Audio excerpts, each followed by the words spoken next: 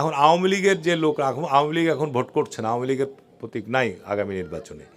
এখন তারা কাকে ভোট দিবে সেটা তাদের পছন্দের ব্যাপার, জামাতে ইসলামকে দিবে না বিএনপিকে দিবে, কি ঠিক না ঠিক বলছি? কিন্তু এখন যদি হারুন এমপিকে ভোট দিতে চাই আর জামাতের যে বলবে যে দেখেন এটা আওয়ামী লীগ করে, ধরেন এরকম দু একটা ঘটনা ঘটেছে। আমি খুব তীব্রভাবে বলেছি যে কোনো যার বিরুদ্ধে সুনির্দিষ্ট কোনো মামলা নাই, এর বাইরে কোনো লোককে যেন হয়রানি করা না হয়। যদি হয়রানি করা হয় আমি জনসাধারণকে নিয়ে কিন্তু আমি থানা ঘেরাও করবো, একদম পরিষ্কার বলেছি। তার কারণ এই শহরে তো, এই দেশে তো আওয়ামী লীগের লোক বাস করছে না, সবাইকে অপরাধ করেছে।